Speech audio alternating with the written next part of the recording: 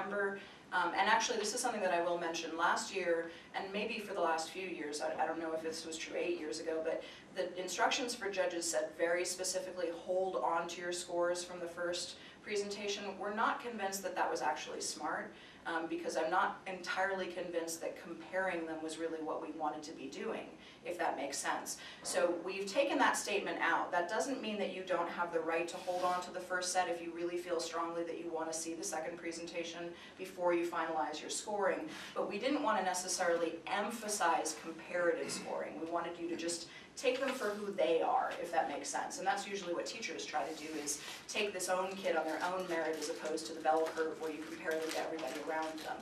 But I will say that seeing too still gave me comparative information. It gave me a lot of comparative knowledge. And I had in the CQ the fascinating experience of one room where there was one really powerful natural leader who knew how to facilitate and knew how to listen to and pull in the quiet kids, and their solutions were extraordinary.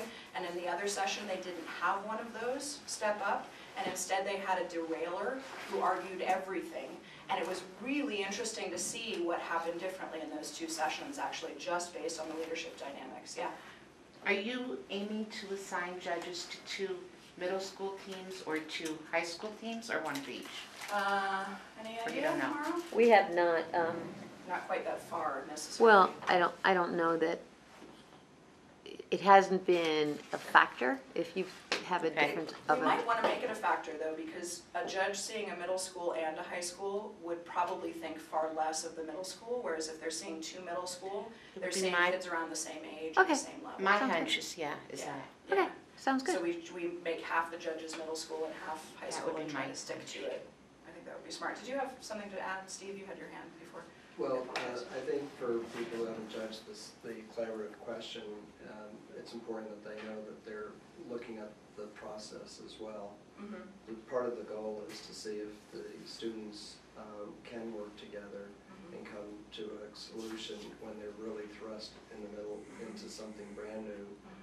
They don't know the other students, they didn't know the question before they came in, and now all of a sudden they're going to be kind of like in a fishbowl. The judges are going to watch, and if they are interacting well together and everybody's contributing, so that's as much as big a part of the grade as the solution that they come up with. Absolutely, absolutely. Yes. I'm curious as to the value that students receive after they've done something of this nature for the future.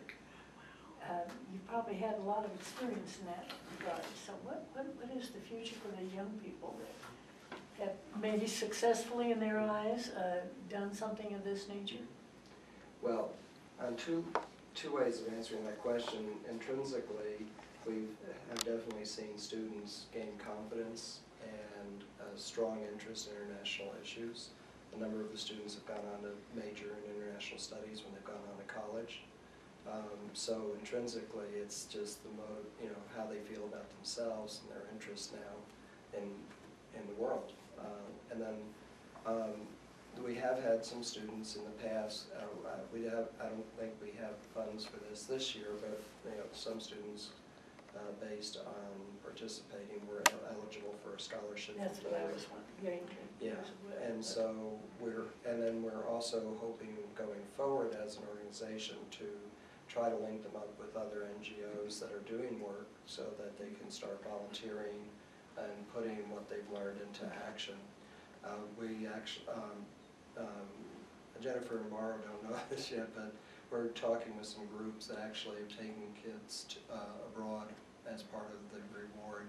We're not going to be able to do that this year, but we're going to, as a board, work towards that. So this group has some influence to on possible scholarship too for teaching. Yes, yeah. And I would agree. I mean, I worked, I taught at St. Mary's Academy for 11 years, and I ran Model United Nations for 8 of those 11 years. And 90% of the kids I taught in Model UN, whether they took it seriously or not during high school, are studying something internationally related. And one of them is in India on a bridge year with Princeton, and I mean, it's just kind of amazing. And dozens of them have gone to Peace Corps, and it's pretty amazing, actually, the influence that it has, definitely. Okay, so then I do want to, I apologize, we kind of, because I was trying to give the span of the day, I sort of got ahead, and I want to back up and just look at 2 rubrics for a moment. And